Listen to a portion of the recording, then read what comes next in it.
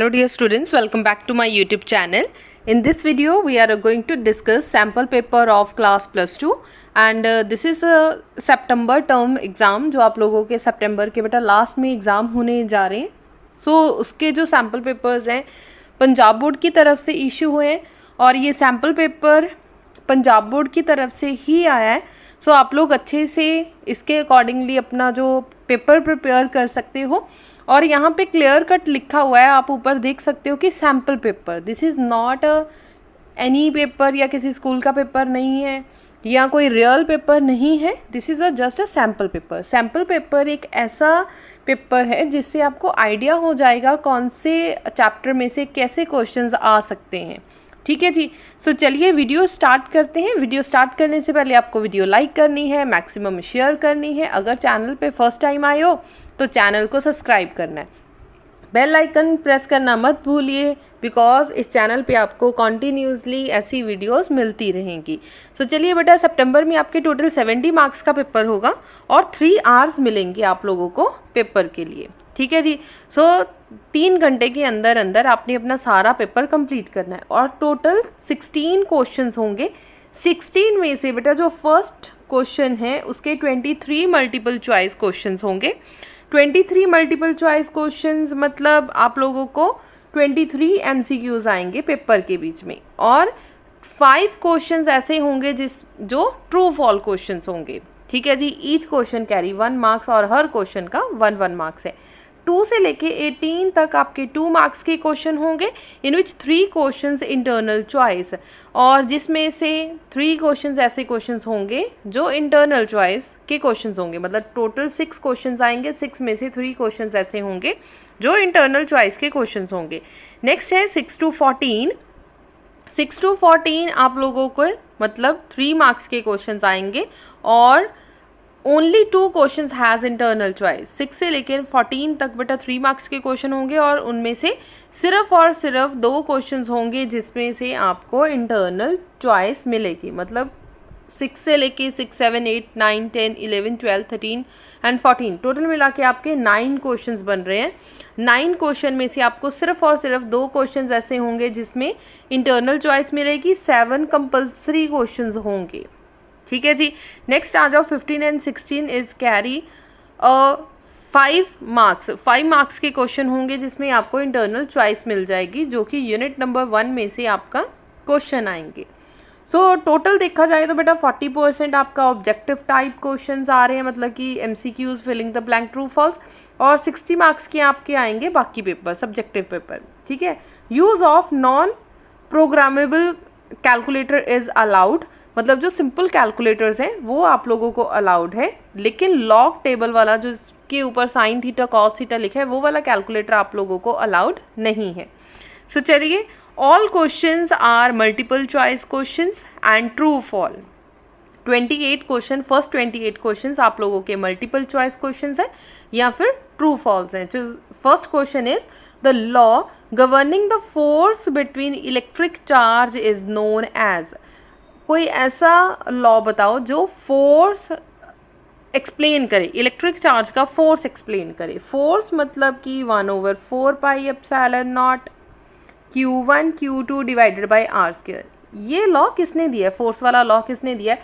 ना तो एम्पियर ने दिया है, ना ही ओम्स ने दिया है, ना ही फैराडेज ने दिया है, कूलम्स ने दिया है. So answer D option is the right answer. Next आ जाओ विच बेटा जैसे आपका सैम्पल पेपर मैं सॉल्व करवा रही हूँ, अदरवाइज़ ट्राई करो कि वीडियो को पॉज करते जाओ और इसके आंसर्स, क्योंकि पेपर आप लोगों के बिल्कुल अब नज़दीक है. सो आप लोगों की रिवीजन वैसे चल रही होगी, आप लोगों ने अच्छे से प्रिपेयर किए होंगे.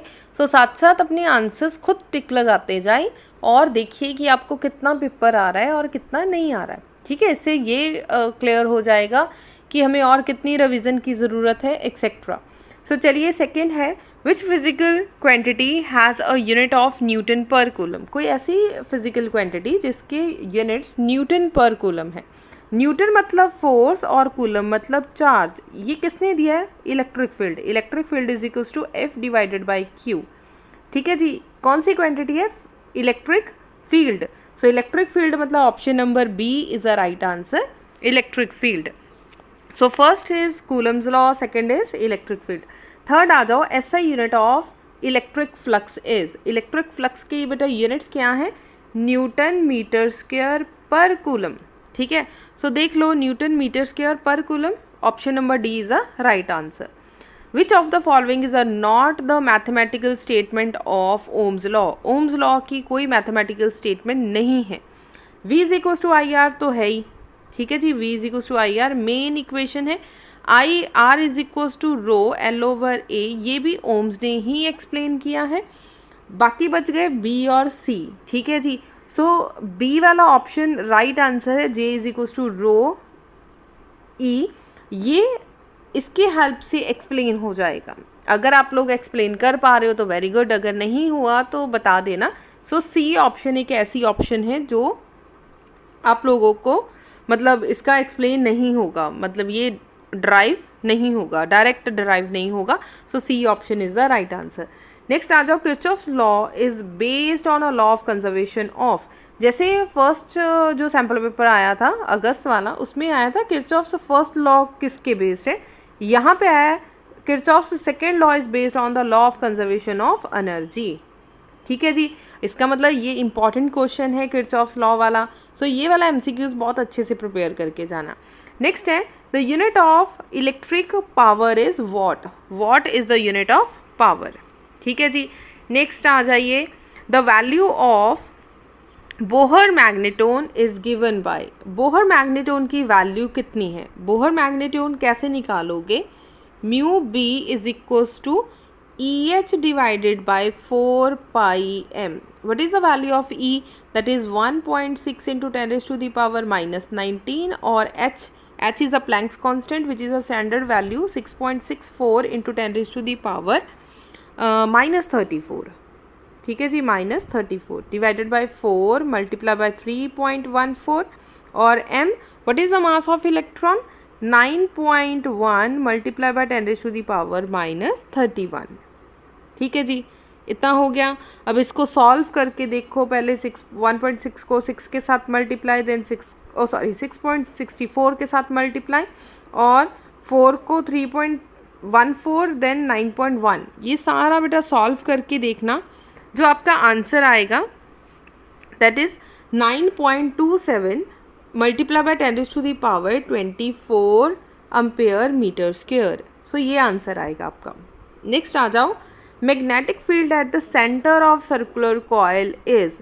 जैसे ही हमने सेंट्रल कॉयल वाला बेटा आर्टिकल सॉल्व किया, उसका आंसर क्या आया, that is mu not I divided by 2r। So option number B is a right answer. Next है, a small angle between magnetic axis and geographic axis at a place is called magnetic meridian. ये definition ही है direct. So magnetic meridian, magnetic declaration ये direct definition ही है। So option direct आ जाएगी। Next है, 1 tesla is equal to. 1 tesla किसके इक्वल है, 10 raised to the power 4 Gauss के इक्वल। ये भी आपकी डेफिनेशन ही है, ऐसे यूनिट्स में आप लोगों को एक्सप्लेन किया गया होगा। नेक्स्ट है, what is the SI unit of pole strength. Pole strength की आप लोगों ने यूनिट्स बताने हैं। अगर यूनिट्स हैं that is ampere metre. Option number D is a right answer. Next आ जाओ, what is the expected value of dip at the magnetic pole of the earth, that is 90 degree. The angular frequency मतलब omega of cyclotron is independent of. इसका मतलब इसे solve करके देखना होगा कि म्यू किसके इंडिपेंडेंट है।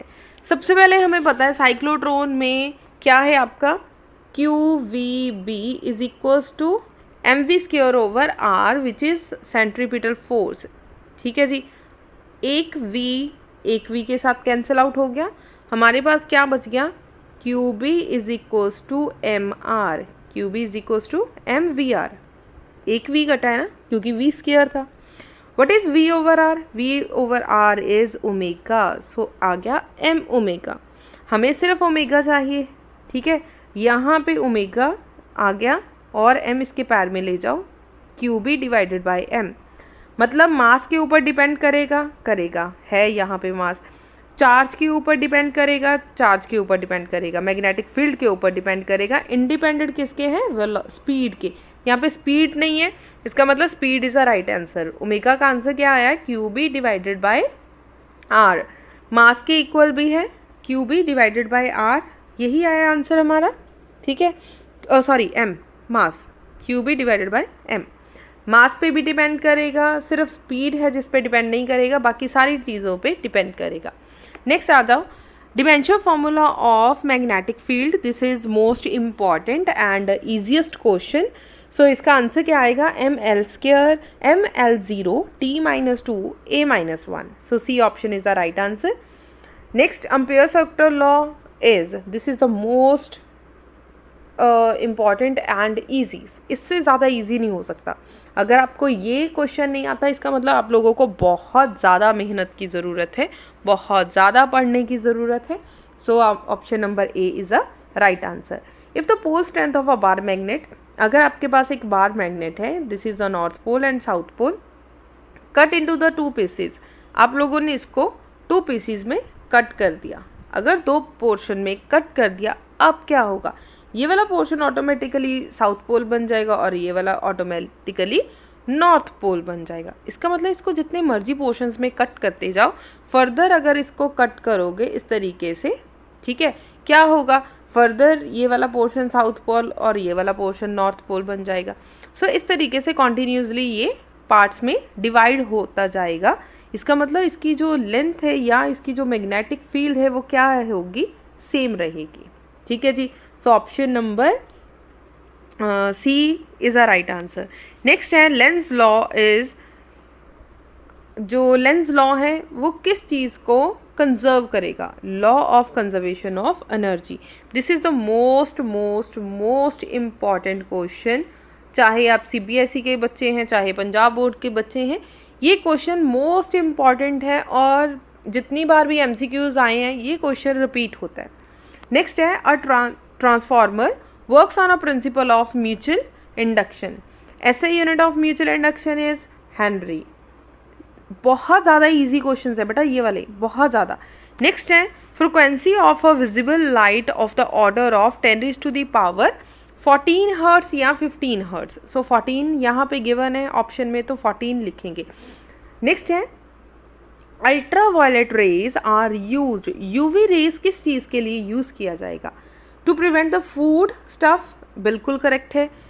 नेक्स्ट है, इन्वेस्टिगेशन में यूज़ होगा, ये भी करेक्ट है। नेक्स्ट है, सर्जरी में यूज़ होगा, ये भी करेक्ट है। इसका मतलब सारे के सारे ही करेक्ट हैं। So all of above, option number D is a right answer. Next आ जाओ, which EM wave has a minimum energy. अगर आप लोगों ने मेरे चैनल के ऊपर ही ये चैप्टर कंप्लीट किया है तो आप लोगों ने ट्रिक सुनी होगी, Ram may I visit your ex girlfriend. ठीक है, Ram may I visit your ex girlfriend. 2-4 बार इस लाइन को बोलो। आप लोगों को वैसे भी इजी सा ट्रिक बनाया मैंने, बहुत इजीली आपको याद हो जाएगा। Ram may I visit your ex girlfriend. R मतलब रेडियो वेव, ठीक है। एम मतलब माइक्रोवेव, एम मतलब माइक्रोवेव। आई मतलब इंफ्रारेड रेज और वी मतलब विजिबल लाइट, विजिबल लाइट। और यू मतलब यूवी रेज, एक्स मतलब एक्स रेज और जी मतलब गामा रेज। ठीक है, बहुत इजीली आप लोगों को ये वाली टर्म याद हो जाएगी। अब देखो, जो गामा रेज है इसकी जो फ्रिक्वेंसी है सबसे ज़्यादा है। इसकी फ्रिक्वेंसी क्या है? म्यू सबसे ज़्यादा है और वेवलेंथ सबसे कम है। ठीक है जी। सिमिलरली जो आपकी सबसे पहले नंबर पे रेडियो वेव है, उसकी फ्रिक्वेंसी सबसे ज़्यादा कम और लैम्डा सबसे ज़्यादा है। हमें एक रिलेशन हम लोगों ने पढ़ा है विच इज़, अगर आप लोगों को पता है तो कमेंट सेक्शन में लिखिए और मैक्सिमम इस तरीके के क्वेश्चंस की तैयारी कीजिए क्योंकि these are the most important questions. ठीक है, अभी देखो ई का फॉर्मूला पता है हमें, एच म्यू। ठीक है, जिसकी फ्रिक्वेंसी सबसे ज़्यादा होगी उसकी एनर्जी सबसे ज़्यादा है। फ्रिक्वेंसी सबसे ज़्यादा किसकी है? गामा रेज की। इसका मतलब एनर्जी भी किसकी होगी, गामा रेज की। अब क्वेश्चन ध्यान से देखो, क्वेश्चन आप लोगों को है which EM wave has the minimum energy. अगर मैक्सिमम एनर्जी बेटा गामा रेज की है तो मिनिमम किसकी होगी, रेडियो वेव की। So radio wave is a right answer. ठीक है, ऑप्शन नंबर ए आपका क्या होगा, राइट आंसर होगा। अगर किसी को भी कोई प्रॉब्लम आए कुछ समझने में तो प्लीज़ बता देना। कोई ऐसी रेडियो वेव बताएं जो आई सर्जरी में यूज़ की जाती हैं, which is ultra violet rays. Next है IeV is equal to 1.6 into 10⁻⁻19 joule. क्या ये करेक्ट है? यस, ये करेक्ट है। सो लिख लो ट्रू। नेक्स्ट क्वेश्चन है the electric and magnetic field in an electromagnetic waves are in this relation. क्या ये रिलेशन करेक्ट है? नहीं, ये रिलेशन करेक्ट नहीं है, सो फॉल्स। नेक्स्ट है Gauss law of electromagnetic state that net magnetic flux through the closed surface is always zero. क्या always ही zero रहेगा? Yes, it is correct. ठीक है, फर्स्ट क्या हो गया, ट्रू, सेकेंड फॉल्स, तीसरा भी करेक्ट। नेक्स्ट है among commonly available material steel is preferred over soft iron to make transformer. कहते हैं स्टील को यूज़ करते हैं सॉफ्ट आयरन की बजाय ट्रांसफार्मर के अंदर, जबकि हम लोग सॉफ्ट आयरन को यूज़ करते हैं ट्रांसफार्मर में। इजीली मैग्नेटाइज और इजीली डीमैग्नेटाइज हो जाएगा, स्टील को प्रेफरेंस नहीं देंगे, सो फॉल्स। नेक्स्ट है वेल्डिंग के अंदर यूज स्पेशल ग्लास गॉगल्स या face mask with glass window to protect their eyes. So protect करने के लिए स्पेशल टाइप के ग्लासेस हैं, सो ट्रू, ये बिल्कुल ट्रू है। नेक्स्ट आ जाओ, write down the 3 properties of electric field lines. अब ध्यान से देखिए, ये क्वेश्चन जो है मैं आप लोगों को प्रॉपरली इसके जो एक्सप्लेनेशन दे दूंगी। आप लोग एक बार इसे स्क्रीनशॉट लेना है तो स्क्रीनशॉट ले लो, अदरवाइज जैसे जैसे साथ साथ एक्सप्लेन करती जाऊंगी आप लोग जो इसे देखते जाना। लास्ट के अंदर बेटा आप लोगों के ब्लूप्रिंट ऐसे दे रखा है। ठीक है, मैंने अपने चैनल के ऊपर फ़ोटो डाल रखी है, आप लोग वहाँ से भी इसे डाउनलोड कर सकते हो। ठीक है, इंस्ट्रक्शंस दे रखी हैं। इंस्ट्रक्शन में लिखा हुआ है कि टोटल परसेंटेज ऑफ न्यूमेरिकल 21% रहेंगी, मतलब 15 मार्क्स के अप्रॉक्सीमेटली आपको न्यूमेरिकल्स आएंगे ही आएंगे। Question in the paper can be ask only from mentioned PSCB syllabus. PSCB के सिलेबस के अकॉर्डिंगली ही आपका पेपर आएगा। Question from any topics which is not mentioned in the syllabus will be considered as out of syllabus. अगर कोई topic syllabus में mention नहीं है वो आउट ऑफ सिलेबस काउंट किया जाएगा। Time and limit, length limit of the paper should be kept in a mind while setting the paper. जब भी पेपर सेट होगा आपका टाइम और लेंथ को ध्यान में रख के बनाया जाएगा। This paper should be made 40% objective and 60% subjective. This paper should be ask only for the syllabus from 1 April to 31 August. मतलब फर्स्ट 5 यूनिट में से आप लोगों को पेपर आएगा। सो चलिए 2 और 3 मार्क्स के क्वेश्चन स्टार्ट करेंगे। 2 मार्क्स का बेटा आपके पास क्वेश्चन है, write down the 3 properties of electric field lines. Electric field lines की कोई 3 प्रॉपर्टीज बताओ।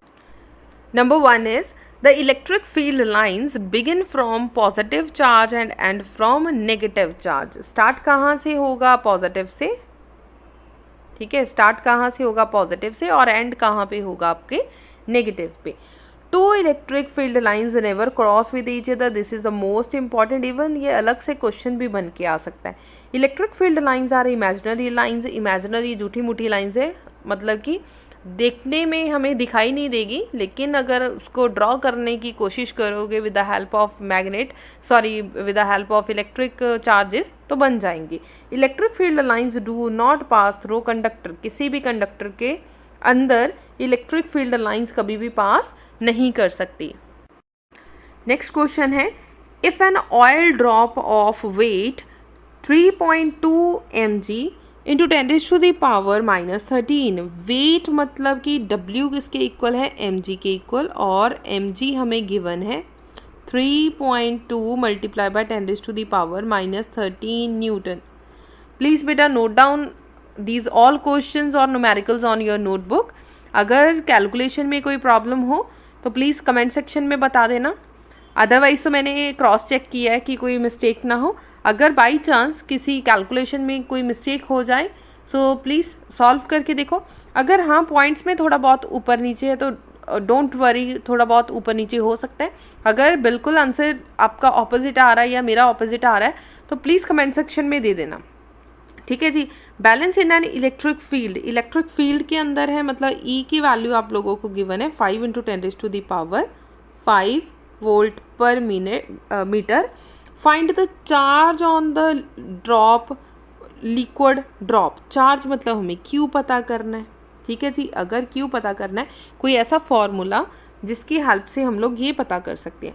हमें पता बेटा फोर्स किसके इक्वल है, क्यू ई के इक्वल, ये हम लोग ऑलरेडी पढ़ चुके हैं। और फोर्स किसके इक्वल है, mass into acceleration, mass into acceleration मतलब G is equal to Q E की जगह पे एज सच लिख दो Q E. What is M G, M G की वैल्यू ऑलरेडी आप लोगों को गिवन है, ठीक है। ऑलरेडी बेटा ये चीज़ आप लोगों को गिवन है, सो लिख दो 3.2 × 10⁻⁻13 और क्यू आप लोगों को स्टैंडर्ड वैल्यू क्यू हमें पता करना है। फाइंड द चार्ज, क्यू हमें पता करना है, क्यू की वैल्यू एज सच और ई दूसरी तरफ ले जाओ, डिवाइडेड बाय 5 × 10⁻5, ठीक है। वेट डब्ल्यू जी आप लोगों को गिवन है, ठीक है जी, ये आ गया। अब इन दोनों को डिवाइड करके देखो, आपका डिवाइड करके जैसे ही आप डेसिमल रिमूव करोगे नीचे एक वैल्यू इंक्रीज हो जाएगी। 32 को डिवाइड किया 3 6 और 0.4 × 10⁻13, ये बेटा 6 ऊपर गया तो बन गया -6, सो -19। सो आपका क्यू का आंसर कितना आ गया, 6.4 × 10⁻19 कूलम, ठीक है जी। क्योंकि ये मैंने अभी अभी सॉल्व किया है, मैंने सोचा था कि कैलकुलेशन आप लोगों को दूंगी एज अ होमवर्क। सो बेटा एक बार चेक कर लेना कि इतना ही आंसर आ रहा है, क्योंकि मैंने भी आपके सामने स्क्रीन के ऊपर ही सॉल्व करा है इसे, मैंने खुद कॉपी पे सॉल्व नहीं किया। सो आप लोग एक बार इसे देख लेना कि कैलकुलेशन में आंसर करेक्ट आया कि नहीं आया। अदरवाइज फॉर्मूला मैंने आपको बता दिया, फॉर्मूला जस्ट वैल्यूज़ पुट करें और इसको सॉल्व करके देख लो, ठीक है जी। बस इस चीज़ का ध्यान रखना कि यहाँ पे वेट गिवन है, वेट मतलब आप लोगों को mg की वैल्यू गिवन है, mg is equal to 3.2 × 10⁻13। Sometime कुछ स्टूडेंट्स क्या करते हैं, m की वैल्यू मास लिखेंगे 3.2 × 10⁻13 और g की वैल्यू लिखेंगे 9.8। जब आप ऐसे सॉल्व करोगे तो आंसर आपका चेंज हो जाएगा, ठीक है, क्योंकि ऑलरेडी वेट गिवन है, वेट मतलब आप लोगों को mg गिवन है, डायरेक्ट इसकी वैल्यू इतनी पुट करेंगे। अब आ जाओ नेक्स्ट, स्टेट ओम्स लॉ। आप लोगों ने ओम्स लॉ बताना है। What is ohms law, Ohm's law क्या है, V = IR, इसकी डेफिनेशन बतानी है। देन डिफाइन रेजिस्टेंस, आपको रेजिस्टेंस की डेफिनेशन लिखनी है। So answer is Ohm's law states that current flows through a conductor is directly proportional to potential difference, मतलब I is directly proportional to V या फिर V is directly proportional to I। जैसे directly proportion का sign आप लोग remove करोगे तो R आ जाएगा, V = IR। नेक्स्ट है डिफाइन रेजिस्टेंस। रेजिस्टेंस इज क्या है, resistance is a measured of opposition of a current flows in an electric circuit. Electric circuit के अंदर जो एक ऑपोजिशन फोर्स या ऑपोजिशन करंट जो चीज़ हमें फील हो रही है, that is the resistance. Resistance को हम ओम्स में मेजर करेंगे और उसके सिंबल क्या है, म्यू। नेक्स्ट क्वेश्चन पे आए, a wire carries a current, मतलब आप लोगों को I गिवन है 0.5 ampere end voltage V given है 1.5 volt. What is the resistance, बेटा V किसके इक्वल है, IR, और R किसके इक्वल आएगा, V divided by I। What is V, V आपको गिवन है 1.5 डिवाइडेड बाय 0.5, 5 1 = 5, 5 3 = 18। V = हमें पता करना है, V = IR है। R given, what is the resistance, R पता करना है, I उसके पैर में ले जाओ, ठीक है जी। सो आ गया 3 ohm resistance. So this is the simple answer, ये तो बिल्कुल सिंपल आंसर ही था। नेक्स्ट बेटा जो क्वेश्चन है, how can you convert a moving coil galvanometer of resistance G without drive derivation into an ammeter and voltmeter. आप लोगों ने गलवानोमीटर को अम्पेयर और वोल्टमीटर में कन्वर्ट करना है। कैसे कन्वर्ट करोगे? अगर galvanometer can be converted into an ammeter में अगर कन्वर्ट करना है गलवानोमीटर को by connecting a low resistance parallel to the galvanometer. अगर आप लोगों ने एक लो रेजिस्टेंस डिवाइस लिया और गलवानोमीटर के पैरेलल कनेक्ट कर दिया, ये जो सर्किट बनेगा दिस इज अमीटर। याद रखना AP सीरीज, अगर गलवानोमीटर को अम्पेयर्स में कन्वर्ट करना है तो आप लोगों को पैरेलल कनेक्ट करना होगा और लो रेजिस्टेंस डिवाइस के साथ। सिमिलरली वोल्टमीटर में कैसे कन्वर्ट करेंगे? VS मतलब वोल्टमीटर को सीरीज में कन्वर्ट करना है और हाई रेजिस्टेंस की हमें वैल्यू चाहिए। A galvanometer can be converted into voltmeter by connecting a large resistance in series to the galvanometer. Next आ जाओ, नेक्स्ट क्वेश्चन है विच आउट ऑफ 3, इन तीनों में से अगर आप लोगों को हाई रेजिस्टेंस लो रेजिस्टेंस देखनी है तो किसकी होगी? जो अमीटर है that is the lowest resistance. Ammeter इन तीनों में से जो अम्पेयर है दिस इज़ लोएस्ट, और जो वोल्टमीटर है दैट इज़ हाईएस्ट। इसका मतलब गलवानोमीटर सेंटर वाली टर्म है, सो इस तरीके से आप इसे लिख सकते हो। नेक्स्ट आ जाओ, find the flux density of a moving magnetic field to cause 62.5 electron volt. सबसे पहले बेटा सबसे पहले E लिख लो कि E आपको कितना गिवन है, 62.5 इलेक्ट्रॉन वोल्ट। इलेक्ट्रॉन वोल्ट को जाउल्स में कन्वर्ट करो, 62.5 multiply 1.6 into 10⁻⁻19 electron volt. Sorry, electron volt को जाउल्स में कन्वर्ट किया, जाउल्स, ठीक है। Moving in a circular path of radius 5 centimetre. R आप लोगों को गिवन है 5 सेंटीमीटर, सेंटीमीटर्स को मीटर्स में कन्वर्ट करो, 5 इंटू 10⁻⁻2 मीटर, ठीक है जी। ये चीज़ आप लोगों को गिवन है। We have to find the flux density. Flux density मतलब आप लोगों को B की वैल्यू पता करनी। अब कोई ऐसा फॉर्मूला ढूंढो जिसमें B की वैल्यू आए और एनर्जी यूज़ हो। सो E किसके इक्वल है? Half B² Q² R² over M। लेकिन हमने सिर्फ B पता करना है, सो B को इस तरफ रहने दो, ये वाली दोनों टर्म्स दूसरी तरफ लेके जाओ। सो 2EM, ये वाली दोनों टर्म्स भी दूसरी तरफ ले जाओ। Q² R² is equals to B²। Square हटाकर दूसरी तरफ ले जाओ अंडर रूट के अंदर आएगा आप लोगों की term B is equals to √2EM divided by R², और Q दोनों अंडर रूट से बाहर निकल गई तो ये टर्म 2 की जगह पे 2, E की जगह पे 62.5 into 1.6 into 10⁻⁻19, M 9.1 into 10⁻⁻31, Q 1.6 into 10⁻19 और R की वैल्यू 5 इंटू 10⁻²। बाकी सारी कैलकुलेशन मैंने बहुत बारीकी से सॉल्व करी है, सो आप लोग आंसर चेक कर सकते हो, ये 100% आंसर करेक्ट है, ठीक है। नेक्स्ट आ जाओ, write the laws of electromagnetic induction. Electromagnetic induction के आप लोगों को लॉज लिखने हैं, विच इज़ वेरी सिंपल और इम्पॉर्टेंट लॉज हैं आप लोगों के इलेक्ट्रोमैग्नेटिक इंडक्शन के।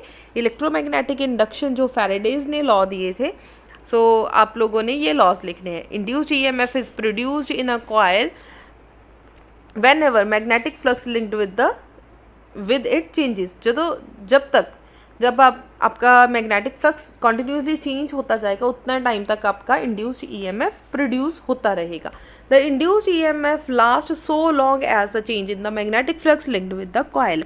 जब तक मैग्नेटिक फ्लक्स आपकी कॉइल के साथ लिंक किया हुआ है तब तक आपका इंड्यूस्ड EMF लास्ट टाइम तक रहेगा। Next is magnitude of induced EMF is directly proportional to the rate of change of magnetic flux, ठीक है जी। नेक्स्ट आ जाओ, what is magnetic flux. Magnetic flux क्या है, इसके यूनिट्स लिखो। ये बहुत ज़्यादा सिंपल और इम्पॉर्टेंट टॉपिक है, सो आई थिंक आप लोग ये पढ़ सकते हो। जो चीज़ें एक्सप्लेन करने वाली नहीं है आई विल ट्राई कि वो मैं चीज़ें ऐसे स्किप कर दूँ।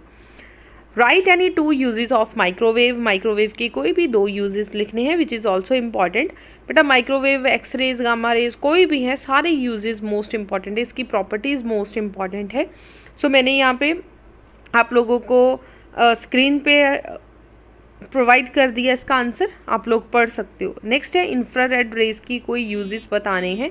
सो इंफ्रारेड रेज की कोई भी यूजेस, 2 यूजेस बोला है मैंने, 4 यूजेस यहाँ पे लिखे हुए हैं, आप कोई भी याद कर सकते हो। नेक्स्ट है make a circuit diagram, state and prove by Wheatstone bridge principle. अब देखो सर्किट डायग्राम बनाना है, स्टेट मतलब डेफिनेशन लिखनी है और उसका प्रूफ देना है आप लोगों को। ठीक है जी, सबसे पहले आप लोगों को व्हीटस्टोन ब्रिज का डेफिनेशन प्रॉपर वे से लिखनी है। सो ये सारी प्रॉपर डेफिनेशन, इसकी डायग्राम आप अच्छे से बनाओगे।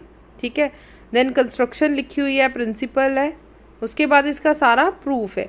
बिकॉज ये बहुत ईजी सा टॉपिक है, बाई चांस आप लोगों को प्रॉब्लम आए तो इसकी वीडियो बेटा ऑलरेडी एक्सप्लेनेशन की बनी हुई है, आप लोग को कमेंट सेक्शन में दे देना, आप लोगों को वीडियो मिल जाएगी। अदरवाइज सेकंड यूनिट के अंदर इसकी वीडियो है, आप सीरियल ऑर्डर में वीडियोस ओपन कर सकते हो। नेक्स्ट है साइक्लोट्रॉन का बेटा प्रिंसिपल, कंस्ट्रक्शन एंड डायग्राम बनानी है, क्योंकि ज़्यादा कुछ नहीं पूछा and this is the most important. आप लोग देख भी सकते हो 2010 से लेके 17 तक कितनी बार रिपीट हुआ है, सारे साल ही रिपीट हुआ है। ठीक है, 8 years कॉन्टीन्यूसली ये क्वेश्चन आपके क्वेश्चन पेपर में मिलेगा आपको। साइक्लोट्रॉन क्या है, इसका प्रिंसिपल क्या है और इसकी कंस्ट्रक्शन। ठीक है जी, जो चीज़ें हमें बोला गया है वही पेपर में लिख के आना है, क्योंकि वर्किंग एंड मैथमेटिकल पोर्शन नहीं बोला, क्योंकि वर्किंग जो मैथमेटिकल पोर्शन है वो वर्किंग का ही एक पार्ट है। सो अगर नहीं बोला है तो आप लोग इतना ही लिख कर आओगे। Using phasor diagram drive the expression for impedance of AC circuit containing LCR series circuit. अब this is impedance of LCR series circuit.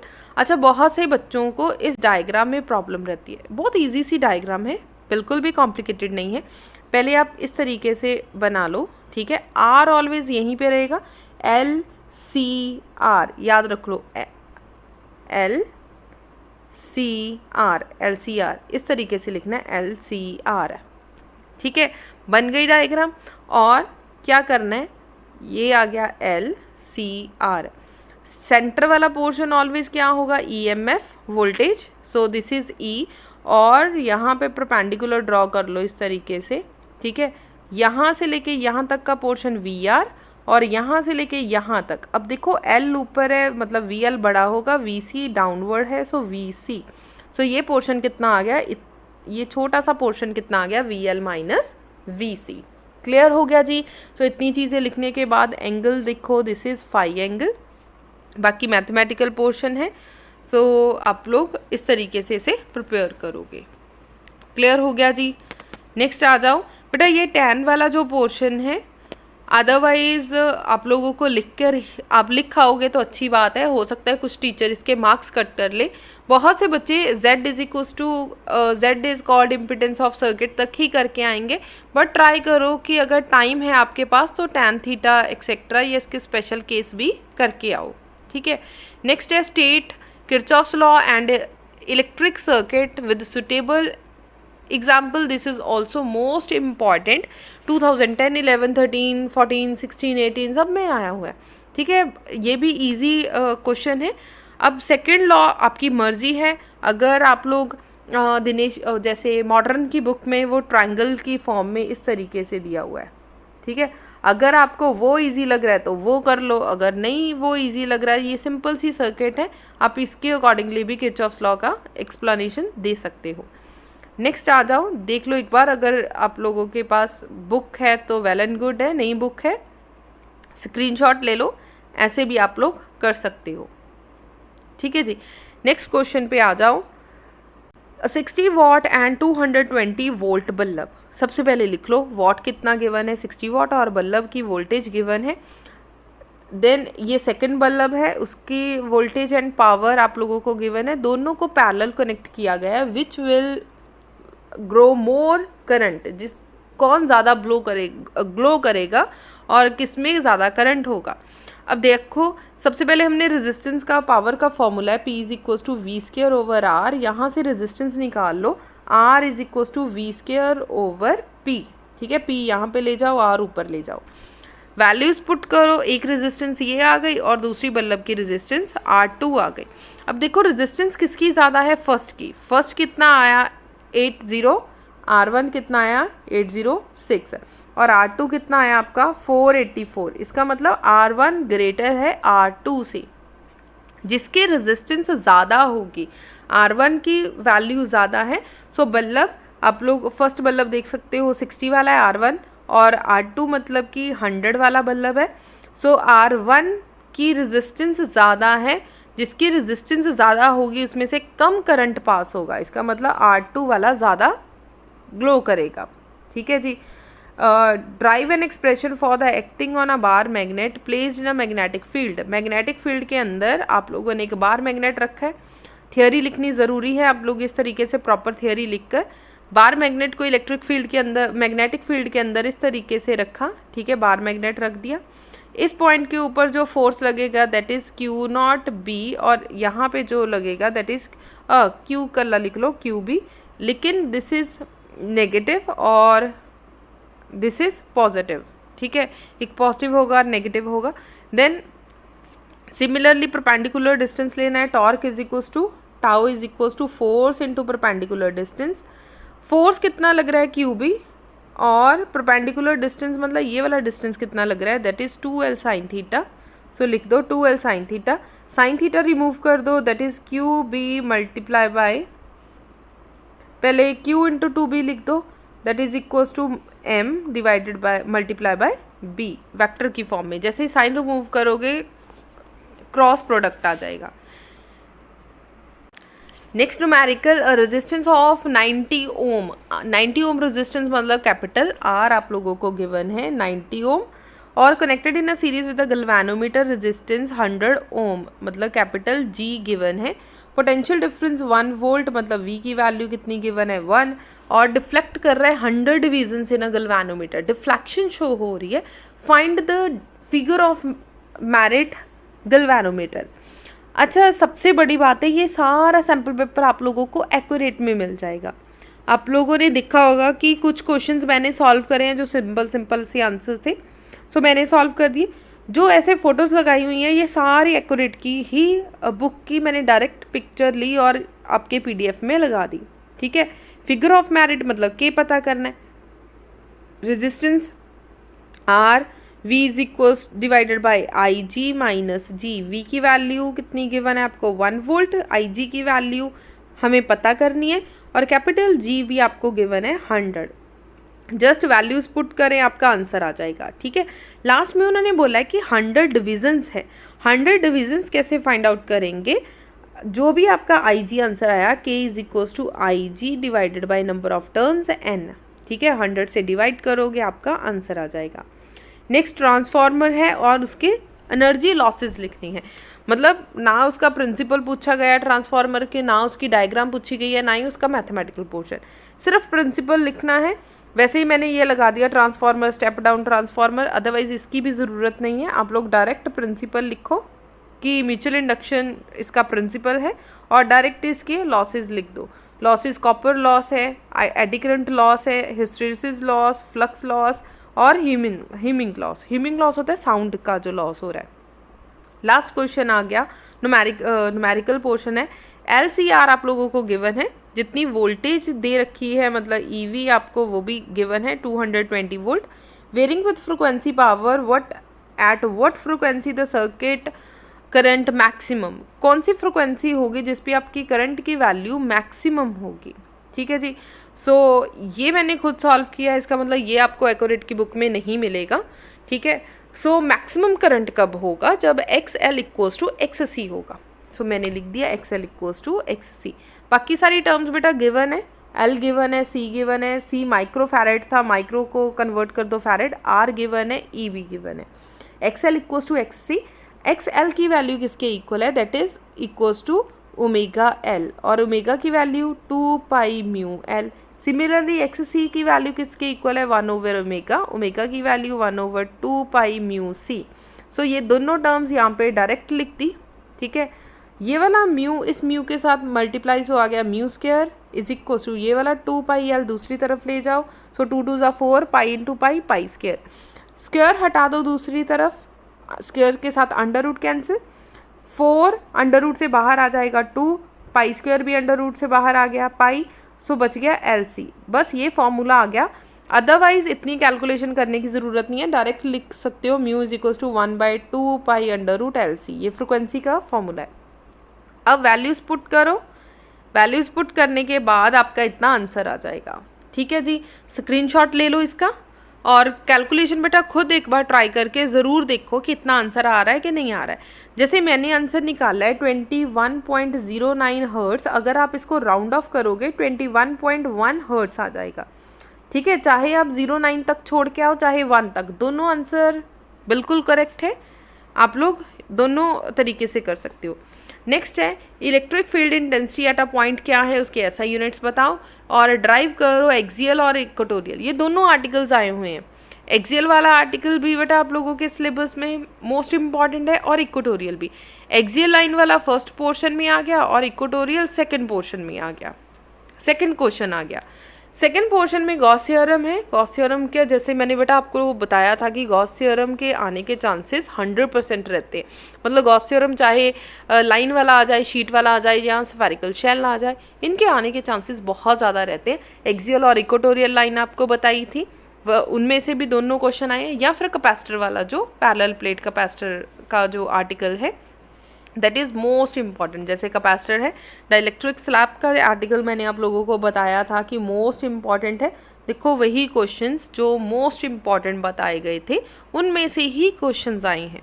ठीक है जी, अगर आप मेरे को फॉलो कर रहे हो या मेरे चैनल को फॉलो कर रहे हो तो आप लोगों को ये क्वेश्चंस मैंने ऑलरेडी बता रखे थे कि ये इंपॉर्टेंट क्वेश्चंस है। यहाँ पे थोड़ा सा एक्यूरेट की बुक इस तरीके से सॉल्व किया है, लेकिन इस तरीके से सॉल्व मत करो, डायरेक्ट यहाँ पे आ जाओ जब आपकी डी की वैल्यू थिकनेस के इक्वल आ जाएगी और इस तरीके से आप इसे सॉल्व कर सकते हो। सो मैंने हैंड रिटन कर दिया, आप स्क्रीनशॉट भी ले सकते हो इसका। ठीक है, और लास्ट क्वेश्चन आपका इक्वेटोरियल लाइन है। सो मतलब इक्वेटोरियल लाइन या फिर आपको कैपेसिटर में से कोई एक क्वेश्चन करना था, तो दोनों में से कोई एक क्वेश्चन आप लोग कर सकते हो। ये लॉन्ग आर्टिकल्स हैं, सो आई होप आप लोगों को long articles most probably students को आते होंगे। अगर किसी तरीके की कोई प्रॉब्लम हुई लॉन्ग आर्टिकल्स में, प्लीज़ कमेंट सेक्शन में दे देना, मैंने चारों क्वेश्चंस आप लोगों को बता दूंगी कि कैसे कैसे करने हैं, एक एक स्टेप एक्सप्लेन कर दूंगी। और 4 जो आपके बेटा 5 मार्क्स की क्वेश्चन है सिर्फ और सिर्फ फर्स्ट यूनिट में से आएंगे। फर्स्ट यूनिट मतलब कि एक्सियल लाइन, ठीक है, इक्वेटोरियल लाइन, फर्स्ट क्वेश्चन हो गया axial, equatorial line, Coulomb's law. ठीक है, Coulomb's law is a very very less important topic, आप इसे स्किप भी कर सकते हो। फोर्थ क्वेश्चन आ जाओ गॉस थ्योरम। गॉस थ्योरम की बेटा 3 एप्लीकेशंस हैं, मतलब कि आपके क्वेश्चंस बन गए 4 5 6 क्वेश्चन यहाँ पे हो गए। 3 applications are the most important, line वाला, शीट वाला और स्फेरिकल शेल। उसके बाद आ जाओ इलेक्ट्रिक पोटेंशियल। इलेक्ट्रिक पोटेंशियल का बेटा जो क्वेश्चन है जिसमें RA से लेके RB तक या फिर 0 से लेके RA तक आप लोगों ने इंटीग्रेशन करनी है। सो ये 2 आर्टिकल्स मोस्ट इंपॉर्टेंट है। 6 में आ जाओ parallel plate capacitor dielectric slab वाला। ठीक है, ये एक आर्टिकल मोस्ट इम्पॉर्टेंट है। सो टोटल मिला के 3 4 5 6 7 8 9 टोटल मिला के 9 क्वेश्चंस हैं। इन 9 क्वेश्चन में से 4 क्वेश्चन 100% आपके पेपर में आएंगे ही आएंगे। जो क्वेश्चन एक आधा आपको डिफिकल्ट लगता है आप छोड़ के भी जा सकते हो। सो सिर्फ यही क्वेश्चंस हैं 9 क्वेश्चंस जो आपने अच्छे से प्रिपेयर करने हैं। ठीक है जी, so all the best for the exam. अगर बेटा क्वेश्चन अच्छे से क्लियर हो गए हों तो प्लीज़ वीडियो को लाइक कर दीजिए, मैक्सिमम शेयर कर दीजिए। चैनल पे फर्स्ट टाइम आए हो तो चैनल को सब्सक्राइब करना बिल्कुल नहीं भूलना। सो बेटा लॉन्ग क्वेश्चन ये 4 क्वेश्चंस हैं, अच्छे से प्रिपेयर कर लो। इसके अलावा 4 क्वेश्चंस और हैं, मतलब कि यही क्वेश्चंस आप लोगों ने प्रिपेयर करने और 100% इन्हीं में से पेपर आएगा। ठीक है जी, सो किसी तरीके की बेटा कोई भी प्रॉब्लम, कोई भी डाउट हो प्लीज़ कमेंट सेक्शन में दे दीजिए और जाने से पहले वीडियो लाइक कर दीजिए। Thank you so much.